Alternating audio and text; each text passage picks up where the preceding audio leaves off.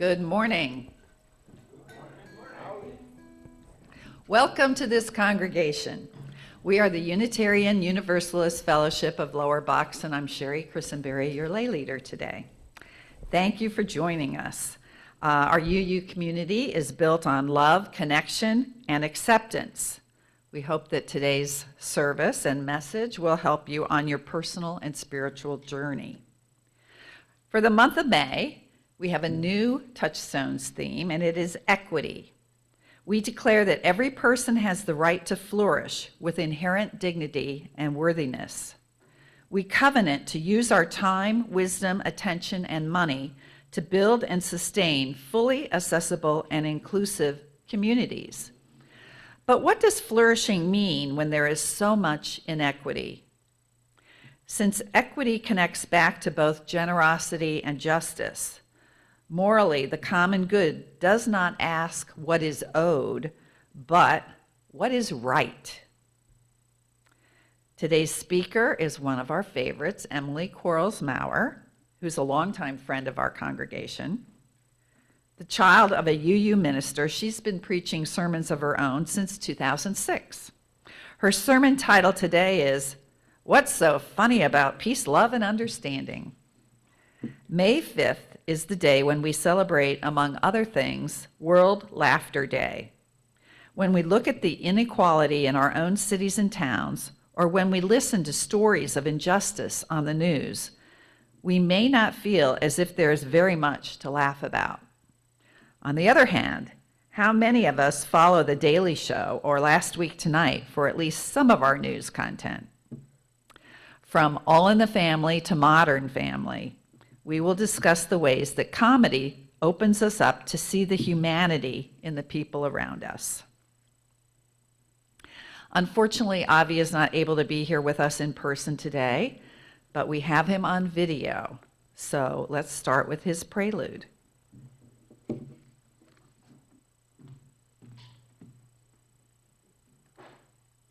Good morning to everybody here in this room and here on this Zoom.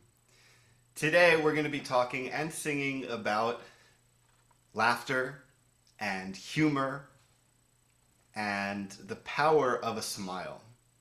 And I know some of us may be feeling some very real feelings of pain or anger or sadness, and those are real, but we should also not discount the value and the power of giving and receiving a smile.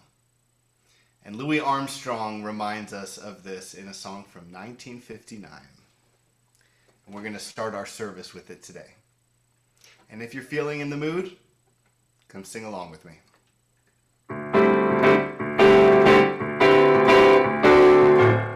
When you're smiling, when you're smiling, the whole world smiles with you.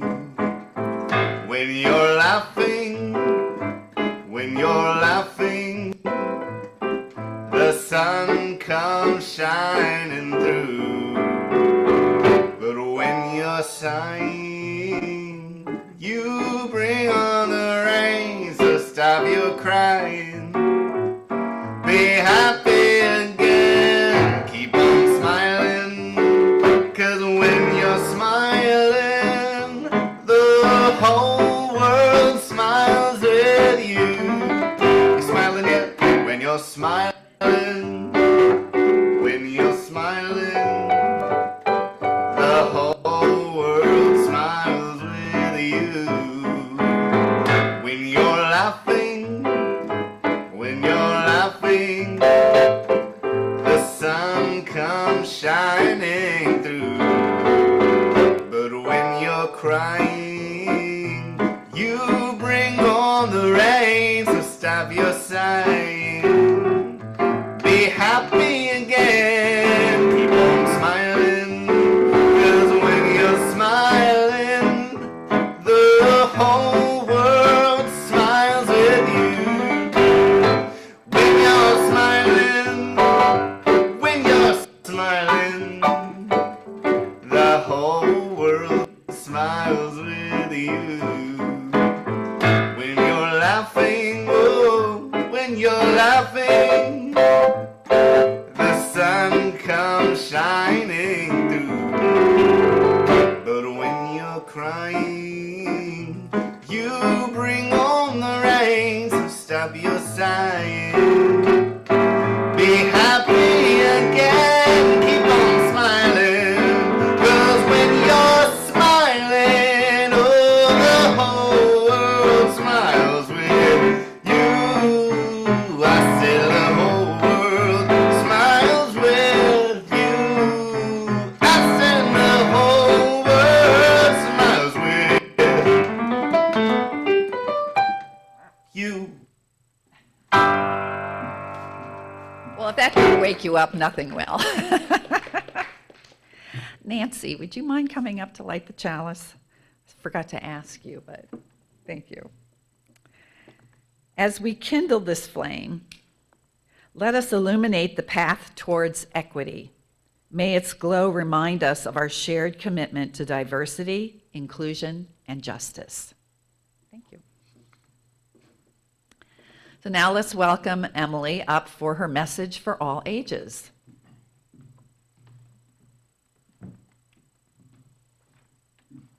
Good morning, everyone. So this morning, the story I brought is Ada Twist, Scientist. I love this. This is such a fun story. And this story, my daughter saw it in the Target when she was really little, my younger daughter, and she just was thrilled because she was like, she wanted to be a paleontologist so she could be just like Ada Twist. Although, honestly, Ada Twist looks more like an engineering kind of scientist, maybe a chemist. Ada Twist, Scientist by Andrea Beatty, illustrated by David Roberts. Ada Marie, said not a word till the day she turned 3. She bounced in her crib and looked all around, observing the world, but not making a sound. She learned how to climb and made her big break with a trail of chaos left in her wake. She ran through the day chasing each sound in sight and didn't slow down till she conked out at night. Her parents were frazzled but tried not to freak as Ada grew bigger and still did not speak. Clearly, young Ada with lots in her head would have something to say when it ought to be said. That's just what happened when Ada turned 3. She tore through the house on a fact-finding spree and climbed up the clock just as high as she could. Her parents yelled, "Stop!" as all good parents would. Ada's chin quivered, but she did not cry. She took a deep breath and simply asked, "Why?" And there's her brother going, "Why is she allowed to do that?" Why does it tick and why does it talk? Why don't we call it a granddaughter clock? Why are there pointy things stuck to a rose? Why are there hairs up inside of your nose? She started with why, then what, how, and when. By bedtime, she came back to why again. She drifted to sleep as her dazed parents smiled at the curious thoughts of their curious child who wanted to know what the world was about. They kissed her and whispered, "You'll figure it out." Her parents kept up with their high-flying kid whose questions and chaos both grew as she did. Even Miss Greer found her hands were quite full when young Ada's chaos wreaked havoc at school. You guys ever see this online where you drop a Mentos into a fizzy? Yeah. So apparently she experimented with that as well. Rainbow colors. But this much was clear about Miss Ada Twist. She had all the traits of a great scientist. Ada was busy that first day of spring testing the sounds that make mockingbirds sing when a horrible stench whacked her right in the nose. A pungent aroma that curled up her toes. "Zowie," said Ada, which got her to thinking, what is the source of that terrible stinking? How does a nose know there's something to smell? And does it still stink if there's no nose to tell? She rattled off questions and tapped on her chin. Well, she'd start at the start where she ought to begin. A mystery, a riddle, a puzzle, a quest.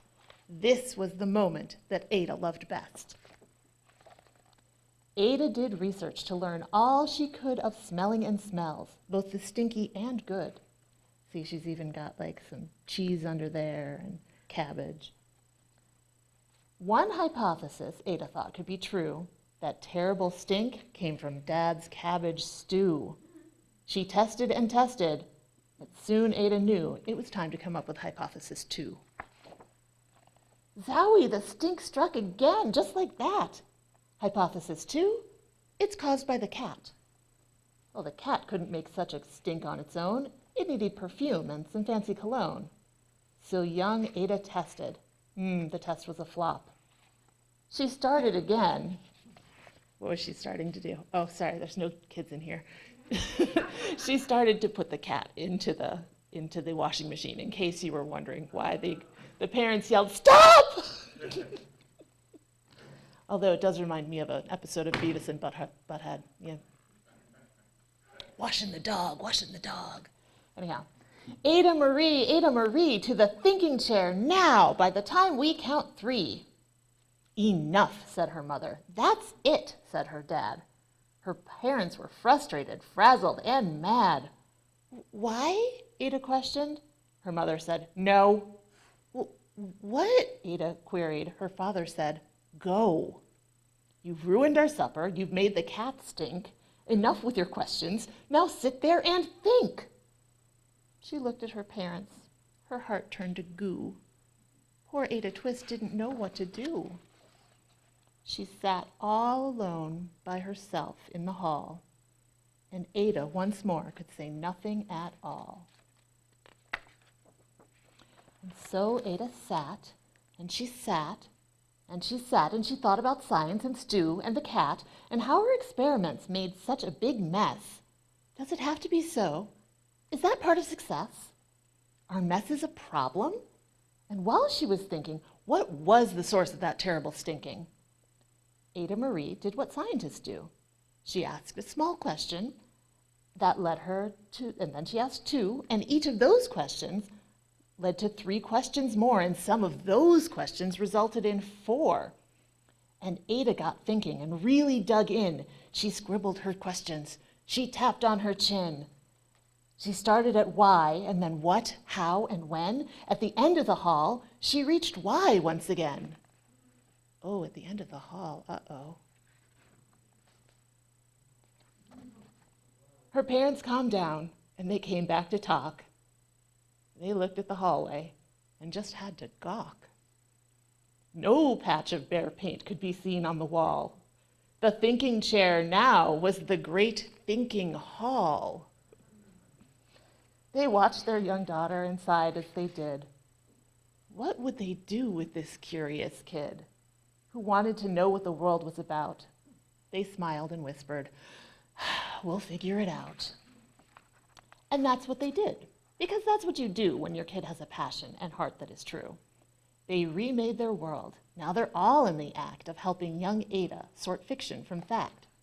She asks lots of questions. How could she resist?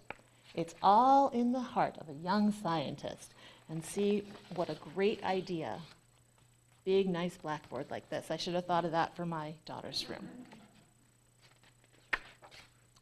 And as for that smell, what can Ada Twist do but learn all she can with her friends in grade 2? Will they discover the stink that curls toes? Well, that is the question. And someday, who knows? She did eventually figure it out. And now, the story is over, so we'll join in singing Go Now in Peace. It's number 413.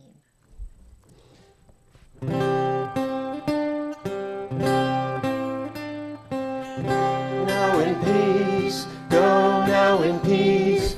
May the love of God surround you everywhere, everywhere you may go.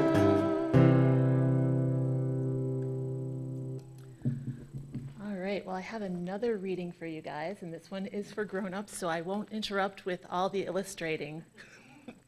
This is by Trevor Noah. You may be familiar with him from The Daily Show.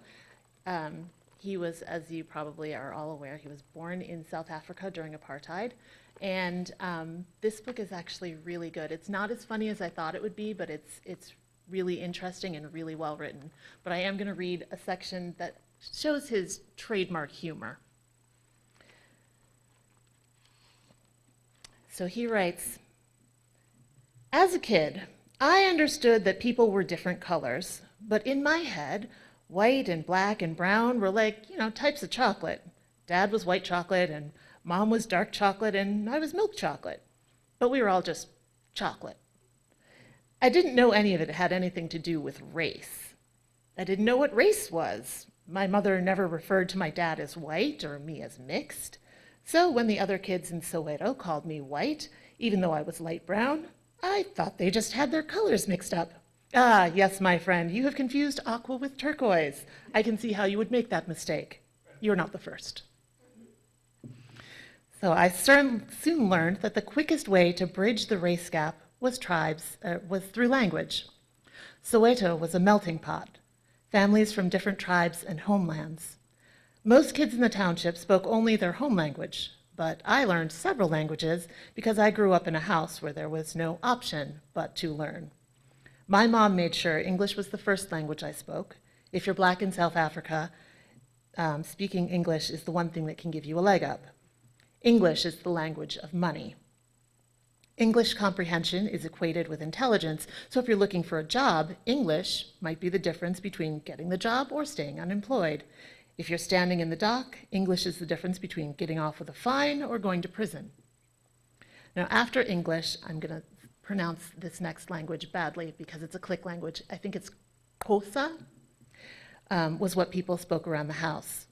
When my mother was angry, she'd fall back on her home language. And as a naughty child, I was well versed in Xhosa threats. They were the first phrases I picked up, mostly for my own safety. Phrases like, and I'm not going to read them in Xhosa because I can't, but phrases like, "I'll knock you upside the head," or "you idiot of a child." It's a very passionate language. And if you've ever heard him, I've actually heard him do this, and he just switches like choop, choop, choop, choop, choop, choop, choop, between all these languages. It's amazing. Now, outside of that, my mother picked up different languages here and there. She learned Zulu because it's similar to Xhosa. She spoke German because of my father. She spoke Afrikaans because it's useful to know the language of your oppressor. Sotho she learned in the streets. Living with my mom, I saw how she used language to cross boundaries, handle situations, and navigate the world. We were in a shop once, and the shopkeeper, right in front of us, turned to his security guard and said, in Afrikaans, "Follow these blacks in case they steal something." My mother turned around and said in beautiful, fluent Afrikaans, "Why don't you follow these blacks so you can help them find what they're looking for?" "Oh, sorry," he said, apologizing in Afrikaans. Then, and this was the funny thing, he didn't apologize for being racist. He merely apologized for aiming his racism at us. "Oh, I'm so sorry," he said. "I thought you were like the other blacks. You know how they love to steal." I learned to use language like my mother did.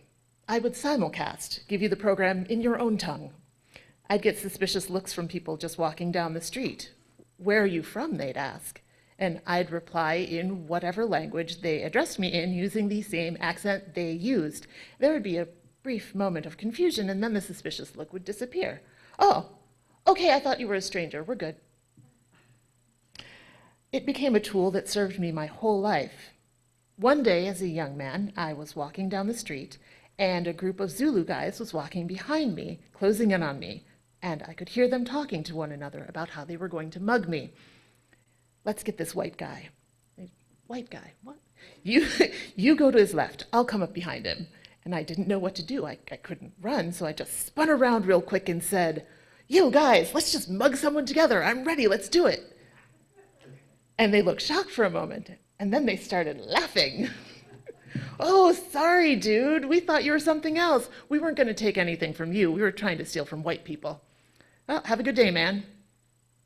They were ready to do me violence, harm, until they felt we were part of the same tribe. And then we were cool. That and so many other smaller incidents in my life made me realize that language, even more than color, defines who you are to people. So I became a chameleon. My color didn't change, but I could change your perception of my color. If you spoke to me in Zulu, I replied to you in Zulu. If you spoke to me in Tswana, I replied to you in Tswana. Maybe I didn't look like you, but if I spoke like you, I was you.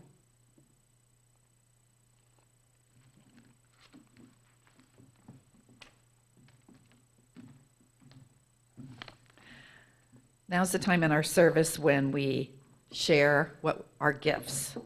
Our split plate recipient for May is the Rainbow Room. This is a program of Planned Parenthood Keystone, and it's an LGBTQIA youth program that provides a supportive and empowering environment for ages 14 to 21.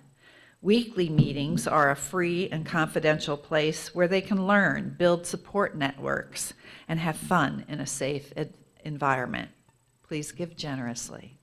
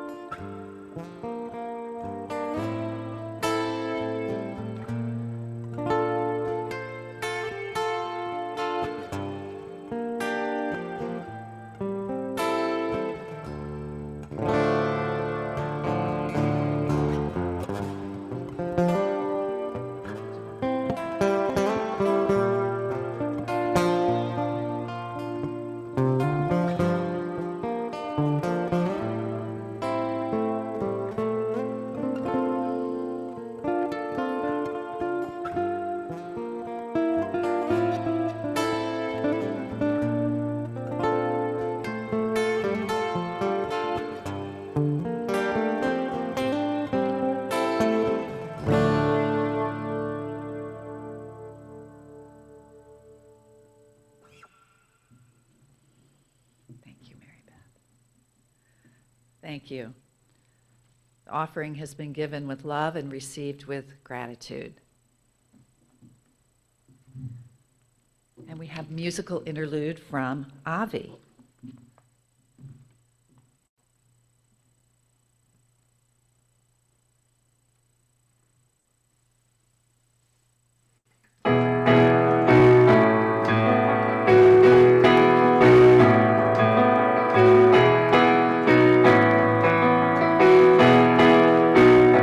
As I walk through this wicked world, searching for light in the darkness of insanity, I ask myself, is all hope lost? Is there only pain and hatred and misery?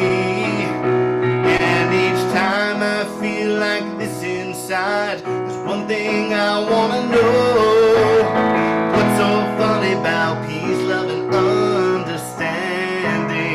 Oh, what's so funny about peace, love, and understanding? As I walk on through troubled times, my spirit gets so downhearted sometimes. So where are the strong?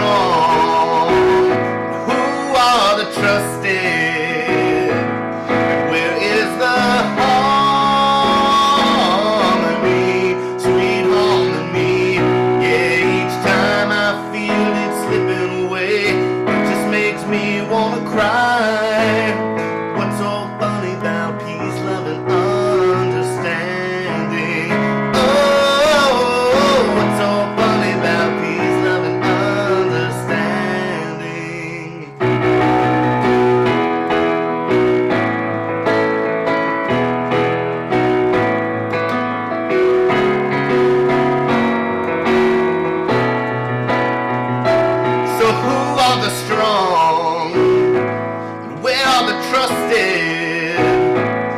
Where is the harmony, sweet harmony? 'Cause each time I feel it slipping away, just makes me wanna cry. What's so funny about peace, love, and understanding? Oh, what's so funny about peace, love, and understanding? Oh, what's so funny about peace, love, and understanding?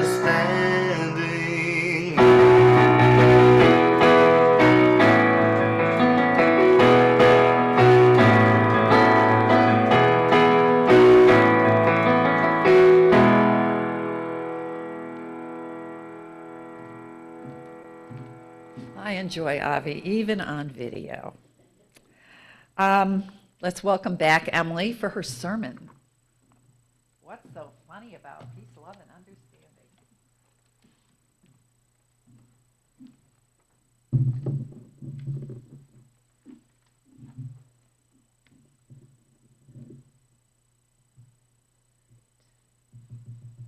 All the way to the top. So what's so funny about peace, love, and understanding? I was really excited that Avi chose that one to sing because it's a good one. And I don't really think about it that much. Like thinking about justice and equity, that was the first thing that came to mind as soon as I found out this is Laughter Day. It's like, it's Laughter Day. Well, how do we make equity funny? But you know, it's true. We walk through this world together, and we're always looking to find a way to you know, get to know other people and to bond with other people. And laughter is a real social lubricant. Like, we laugh at things that aren't funny all the time, every day. If you like record yourself talking, you'll find that you're talking to somebody and you'll laugh about something like, "How's the weather out there?" "Oh, it's awful." But yeah, but you know, we laugh like that because laughing is it's something that shows that we are all in this together. Anyhow, so what's so funny about peace, love, and understanding? So I started this with All in the Family. Do you guys remember All in the Family? I never liked All in the Family. It was a sitcom that ran from 1971 to 1979, and it ran much longer than that in reruns. When it was on for like the first time around, I was not allowed to stay up late enough to watch it, but when I was old enough to watch TV, it was broadcast like after the evening news around the same time as Wheel of Fortune and Jeopardy, and that was before my bedtime. So if I wanted to watch TV, that was what I got to watch, but not for me. So it was created by Norman Lear, who went on to produce a ton of other hit sitcoms, and it's been decorated with tons of awards. Like, it would take me almost the whole sermon time just to read the number of awards that they got. They got Directors Guild of America, Golden Globes, Primetime Emmys, Humanitas Prize, on and on and on. And it was this groundbreaking show about a white working class family living in Queens, and the way that that family, especially the patriarch, Archie Bunker, was dealing with social changes of the time. And it was so controversial when it started that CBS, for the entire first season, ran a disclaimer before the episode. "The program you are about to see is All in the Family. It seeks to throw a humorous spotlight on our frailties, prejudices, and concerns.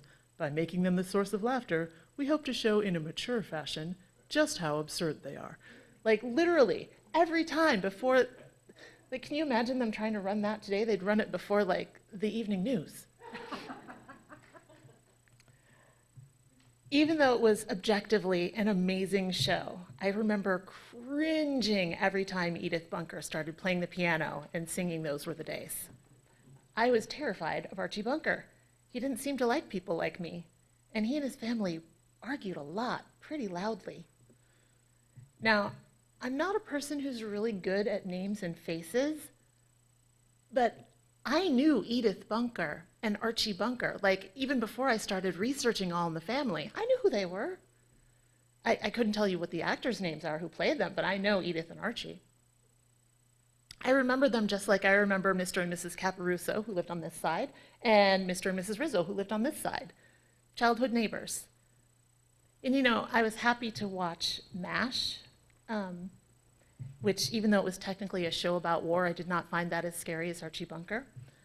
I liked Hawkeye and Houlihan and Radar and Klinger and all those people who were trying to save lives in a difficult situation and using humor to keep their spirits up. And you know, I might be canceled for this, but Klinger was the first person I was aware of who wore traditionally female clothes with a male body. And as a kid, I had no idea why clothes could get someone discharged from the Army. I did often wonder how he got such great accessories in a war zone. When I grew up, there were only a few channels to watch. You could watch ABC, CBS, NBC, Fox, or PBS on Channel 17. And so PBS was where I got my Sesame Street, which is incidentally where I think people really thought about, oh, you can use humor to teach kids numbers. Whoa. So the people I would see on TV, the people we would all see on TV, the cast of Cheers, the Huxtables from The Cosby Show, the Keatons from Family Ties, all of them were people I knew growing up and everyone around me knew growing up. They were the faces of family and friends who showed me what normal was outside of my little suburb in Buffalo, New York. And that's one thing that television did for us. It does it to some extent now, not as much. We had all these families in common. It's not as true in today's fractured media landscape, but even today, there are families that people are familiar with. We know Jay Pritchett and his kids, Gloria and Mitchell. We know Mitchell and Cam. They got married. They're from Modern Family. And, you know, as I was writing this, I was distracted by Rainbow Johnson, the anesthesiologist from the Johnson family in Blackish, as she was wandering through the thinly veiled American Girl store trying to find the black dolls. I mean, you know all these people. They come to your living room. You invite them in. In 2012, then Vice President Biden said on Meet the Press, as quoted in an article on Variety, that he was comfortable with marriage equality. Now, he spoke up in support of marriage equality, which many of you may remember, even while President Obama's stance was still evolving. And one of the things that influenced President Biden, then Vice President Biden, was comedy. Now, he said, when things really begin to change is when the social culture changes. And I think Will and Grace probably did more to educate the American public than almost anything anybody's done so far. You know, when the Smithsonian added LGBT history to the National Museum of American History, the AP reported that curator Dwight Blocker Bowers said, Will and Grace used comedy to familiarize a mainstream audience with gay culture. It was daring and broke ground in the same way All in the Family did in the 1970s around issues of bigotry and tolerance, Bowers said. You know, my kids are growing up in a world where they have never remembered marriage, not having marriage equality. They don't know what that's about. And in part, that's because of Will and Grace, which ran from 1988 to 2006 before either of them were born. And, you know, it ended that first run of the series in 2006 with the main characters in stable relationships with kids. In that same AP article, show creator David Cohen is quoted as saying, these particular guests talking about Will and Grace are people who were invited into people's living rooms and happen to be your gay friends. I don't think people really had the opportunity to have that before. And it served to, I think, make people recognize that some of your close friends might be gay. And you know, it's tough to remember what things were like back then because, you know, time for me seems to have stood still in the last couple of years. It's like my kids are getting bigger and I'm staying the same age. But it really is amazing to me that, you know, in 1994, it was really crazy. Oh my gosh, there are people on TV and they're not straight. And I think that it must be amazing for my kids to grow up and think that that used to be a thing where everyone on TV looked kind of the same and all their family structures were kind of the same. So far my talk is kind of making it sound like all we have to do to promote equity in our lives is turn on our favorite media and enjoy. Katie Borum-Chatu and Lauren Feldman argue in their book, A Comedian and an Activist Walk into a Bar, the serious role of comedy in social justice. They argue that at the individual level, comedy has 4 primary effects that are important in the context of social change. 1, they increase the message and issue attention. 2, they disarm audiences and lower resistance to persuasion. 3, they break down social barriers. And 4, they stimulate sharing and discussion. So we talked about humor breaking down social barriers by introducing us to people we might not otherwise encounter in daily life. But what about those other points? Well, humor lowering resistance to persuasion. Scott Edwards, writing for Harvard Medical School, says laughter is a social signal amongst mammals. So chimpanzees and orangutans all produce a similar ha ha ha ha panting noise when they're tickled. Like, honestly, if you want to see something really, really cute, search the internet for videos of baby chimpanzees laughing. Oh my goodness, they're adorable. Even my cat thought they were adorable. And you know, orangutans, they actually sometimes will make that ha ha ha noise when they see a magic trick. Like, they know that that was an unexpected thing that happened. And they're like, ha ha ha ha. It's amazing. Honestly, lots of mammals, like rats, will make a ha ha ha noise when they're happy, when they're with their families. Laughter is a social signal that everything is okay. And Edwards is distinguishing laughter from humor, because he says that laughter is just a social signal. It's just a, we're not attacking each other, we're not hitting each other over the head with rocks.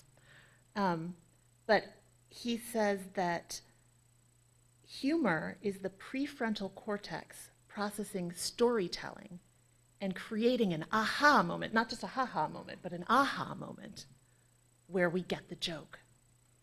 Chatu and Feldman write that humor requires a visual or linguistic cue that shifts us into a playful rather than serious state of mind, at least momentarily. And it's in this playful state that we're able to enjoy humor as opposed to being irritated or threatened or offended by it. The theory is, there's like a theory of mind that says that it's really difficult to use the mental channels that we use to rebut an argument when we are instead using them to get the joke. So if you're busy thinking about like why something is funny, you're not as busy saying, well, I don't agree with that position.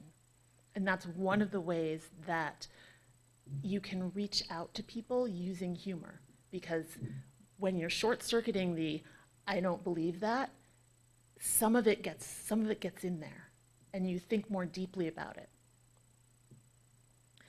So Mary O'Hara, one of the features correspondents for the BBC, wrote in her 2016 article, How Comedy Makes Us Better People. She quotes another anthropologist, Scott Weems, who says, neuroscientist Scott Weems, who says, my first thought when I think about humor is it's a great way for us to have evolved so we don't hit each other with sticks. So he wrote this book, Ha, The Science of When We Laugh and Why. And in that book, he reviews a whole bunch of studies, and he studies like how different parts of our brain respond when we encounter something funny. And what O'Hara says is, in the book, he posits a theory, essentially, that humor is a form of psychological processing, a coping mechanism that helps people deal with complex and contradictory messages. So it's like a response to conflict and confusion in our brain. And there are lots of things that can make us have conflict and confusion in our brains, especially when we start thinking about social justice and inequity. But if we are thinking at it with humor, that can help us to analyze what we're thinking, to figure out what we're thinking, and to kind of bring it together in our brains in a digestible manner. So humor, another thing that she said was humor raises awareness. So that's our 4 points. We're on point 3 now. Okay, humor raises awareness. When you don't know anyone who is affected by an issue of inequality, that problem is invisible. It may exist somewhere out there in the world, but it's somehow less real than it would be if it affected your own friends and neighbors. I mean, seriously, reading the book about apartheid, you know, I don't know Trevor Noah, but reading that book makes me feel like I do, and it makes me realize what a repressive and amazingly terrible system that was to grow up under. Actually, one of the things he says in the book is that later, after apartheid was lifted, he ran into people who were coming back to the country because their families were no longer illegal. And he says, wait, we could have left? That was a choice? Because, you know, he grew up like primarily indoors because the color of his skin made him a target. He was the white kid. Yeah, I'm the white kid too, apparently. Anyhow, comedy can introduce you to people who are affected by an issue and raise your awareness, making the inequality visible. One of the things that does this very effectively is all of those comedy news shows that we watch. For example, comedy doesn't just introduce us to people who are different from us. For example, Stephen Colbert, in his mock news show, The Colbert Report, you guys may remember this, because I'm going to be honest here, Colbert Report and Daily Show skew a little bit liberal. They broke down and explained campaign financing rules in a way that we could all understand and appreciate. And I mean, campaign financing rules, like when I listen to it on NPR, I'm like, okay, tuning out the wonks, just gonna drive my car now. But you know, when Colbert was like, oh yeah, I'm making my own super PAC. And you know what? I'm just gonna give it to Jon Stewart. We're not gonna coordinate at all. Yeah, I mean, that really brought our attention to it and made it so that we wanted to see reform and that we cared enough to contact our Congress people about it. It made it so that we could understand it. And John Oliver, in his weekly late night talk show, Last Week Tonight, often tackles social issues with humor. The Wikipedia entry on him says, Last Week Tonight has taken a more specific approach to deeper dives into systemic issues which intend to illustrate both the wider socio-political context and the complex interconnections and embeddedness of public policies in social outcomes. Both Wikipedia and a comedian and an activist walk into a bar, and a bunch of other articles I've read, they all reference John Oliver's work as a model for social change. Oliver often gives his audience concrete actions that they can take that will make a change. For example, he wrote about net neutrality. He did that. He actually had to do it twice. And right after the episode, now he says it had nothing to do with me, but right after the episode, the inbox for the FCC got flooded with people saying, no, we need net neutrality. I'm sure it had nothing to do with John Oliver.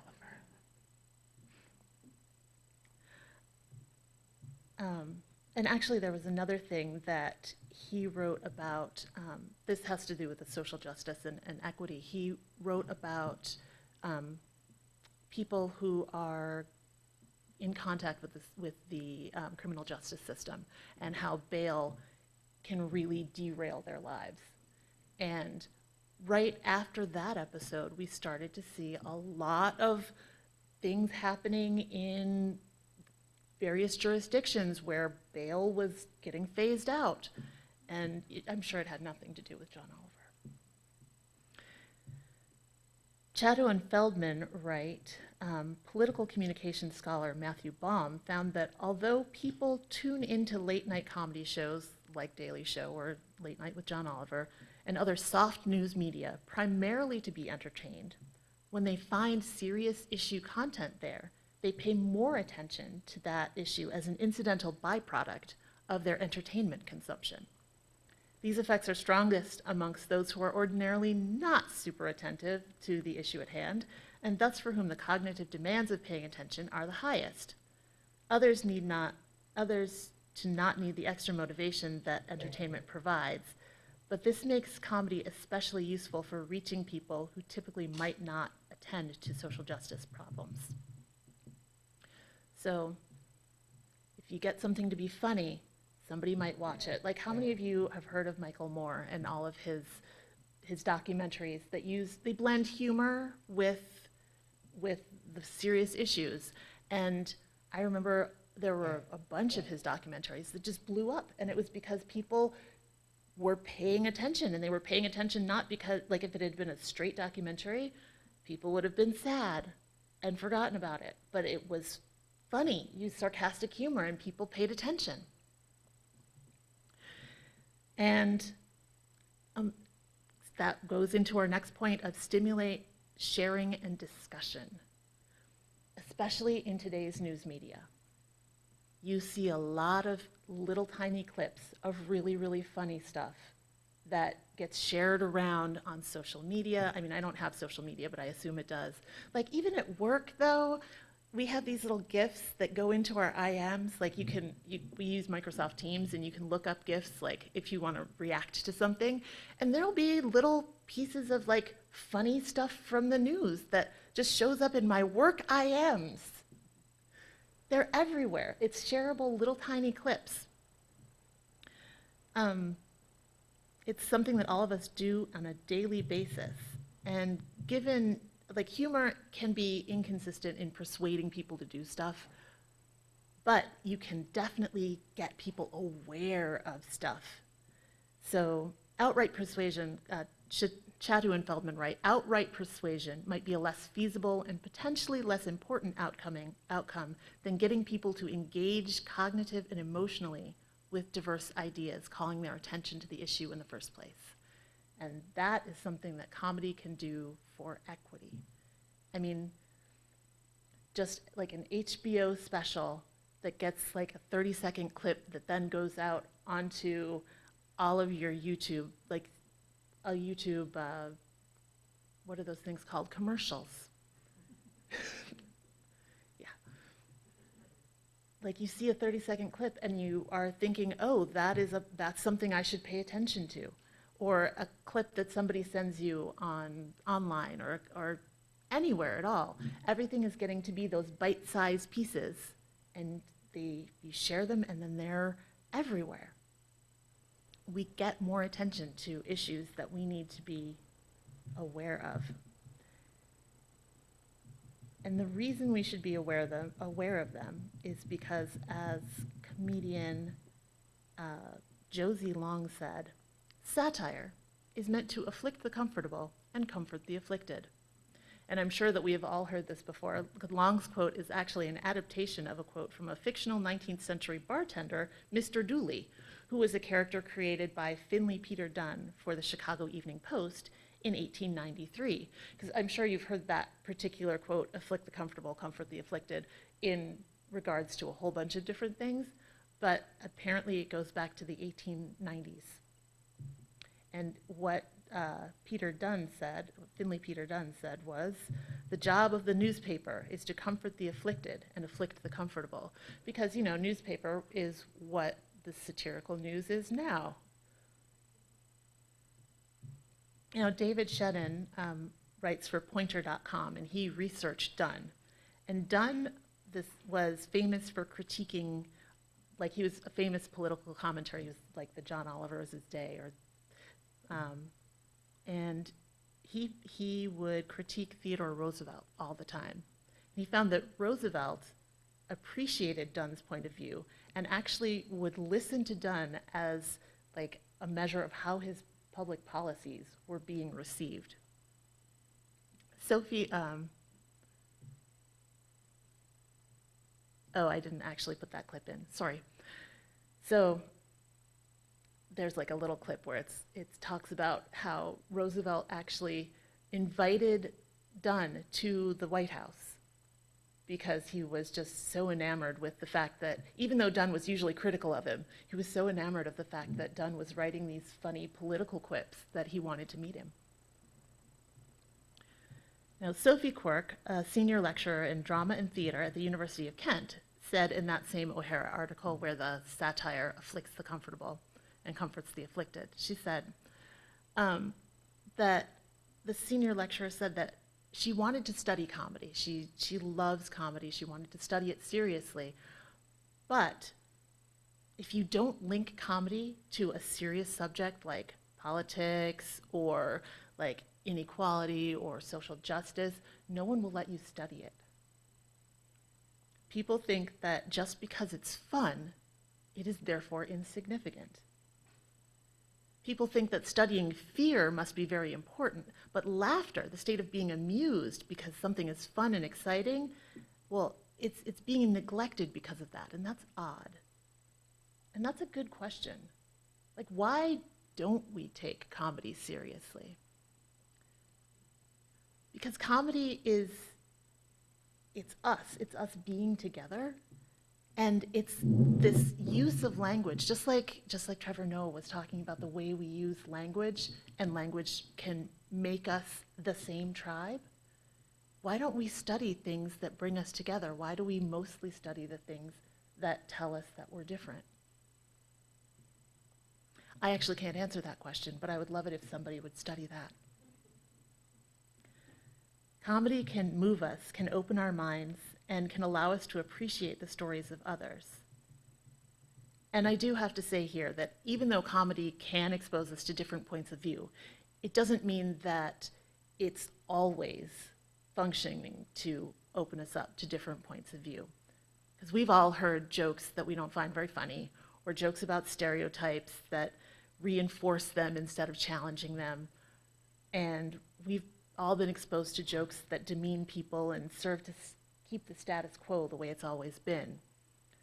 But our job as media consumers is to discern the difference between the two kinds of jokes, the ones that try to lift everyone up and bring everyone together, and the kind that are trying to separate us into our own little silos and keep us apart.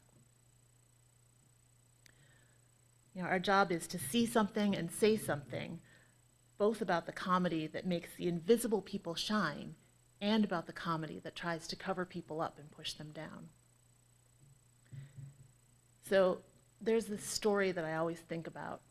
I mean, that job of trying to discern what media we should be promoting and what media we shouldn't be, that feels like such a small thing to do.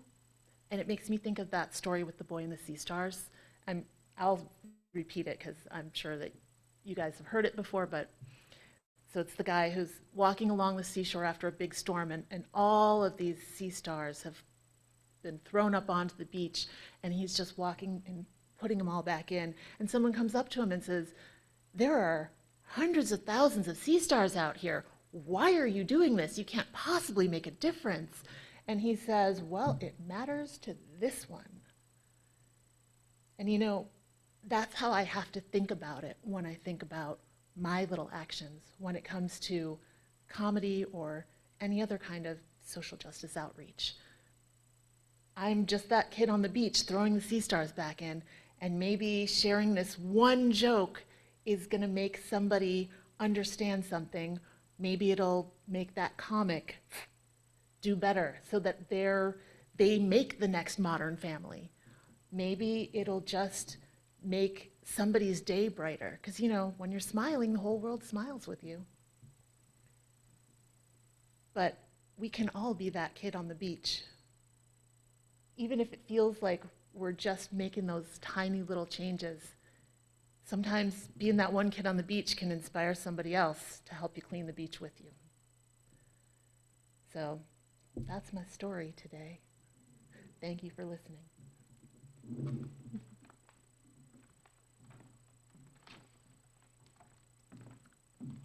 Thank you, Emily. Each one of us can definitely make a difference. Now's the time in our service when we recognize and lift up one another in love. Please come up to this microphone if you have a joy or sorrow to share. Joanna.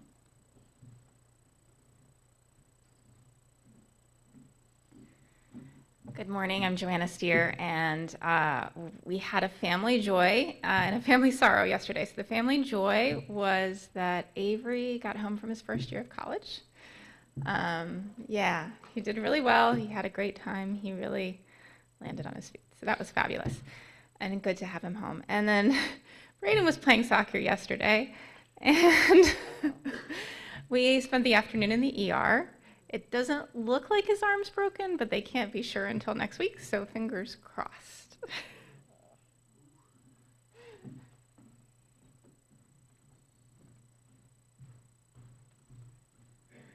Good morning, I'm Tracy.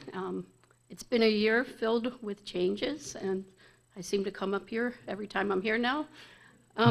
My newest news is that on Saturday, this coming Saturday, Eric and I are getting married, a little gathering at my parents' house, and we'll have a big party and invite people later, but we're doing it after over 11 years together. It's about time. Congratulations. Congratulations. That is big news. Karen. So Karen Marcus, joy that I got a chance to travel south to visit family and be with my aunt, the only remaining one for that generation, who turns 90 this year. So lots of laughter that was happening, sorrow that Mike couldn't be with me, but that he was home dealing with the flooded basement. So, thank you to everybody who's expressed support and everything with that. Also, thank you to everybody who has expressed support and has actually even generously donated support to the NAMI Walk, which is the 18th. I know many of you will be out with the Pride Parade, but I just wanted to take a moment now to say thank you to those who supported me on that. Any others? Whether or not you shared today, for your joys, we in this community join you in celebration. And for any sorrows or concerns, may you feel our sympathy and our compassion. Please join me in singing Spirit of Life.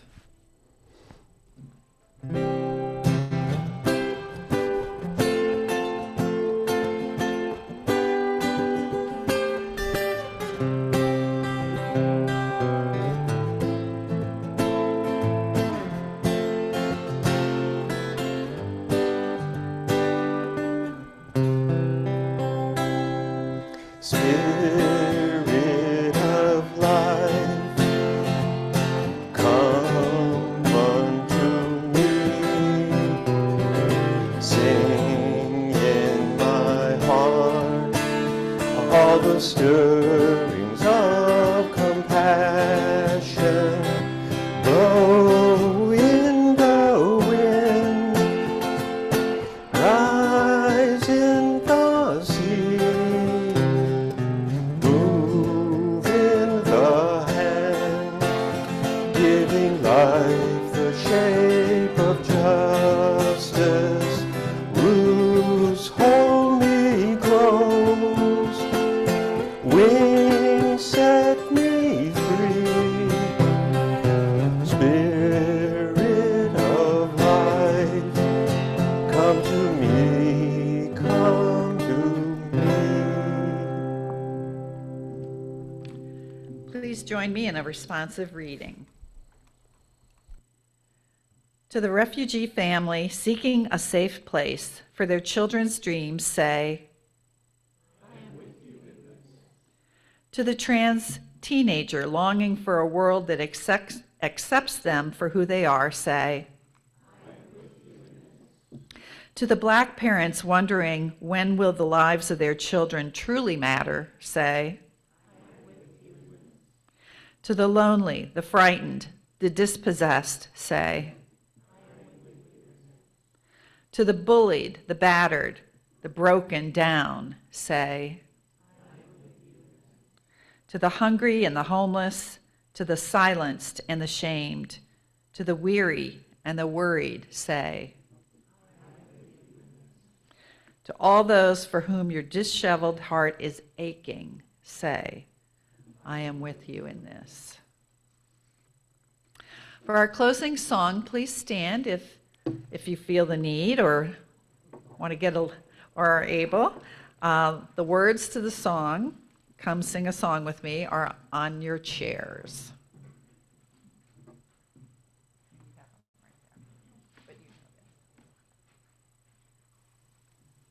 Please join me in singing our closing hymn all together, number 346, "Come Sing a Song with Me."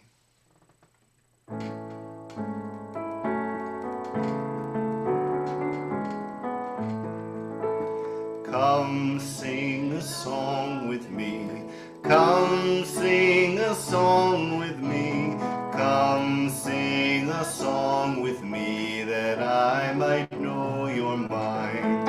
And I'll bring you hope when hope is hard to find, and I'll bring a song of love and a rose in the winter time.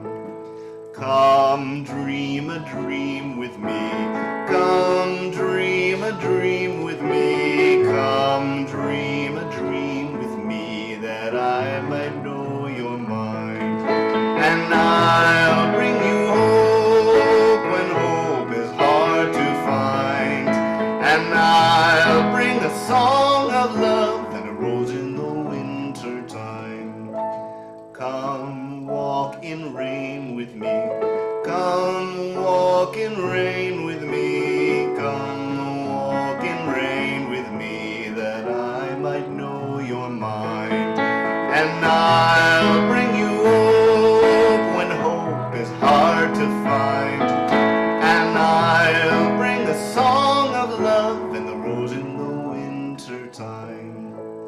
Come share a rose with me, come share a rose with me, come share a rose with me, that I might know your mind. And I'll bring you hope when hope is hard to find, and I'll bring a song of love and the rose in the winter time.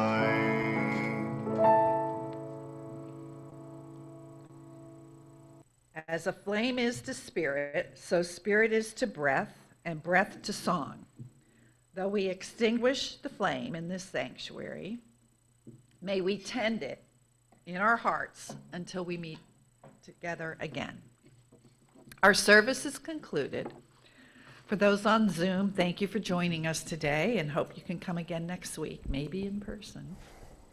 Thank you, Emily, for a wonderful sermon. And for those that are here, please join me in the cafeteria for special annual meeting lunch and some voting, I think, later on. Go now in peace. Amen, and blessed be.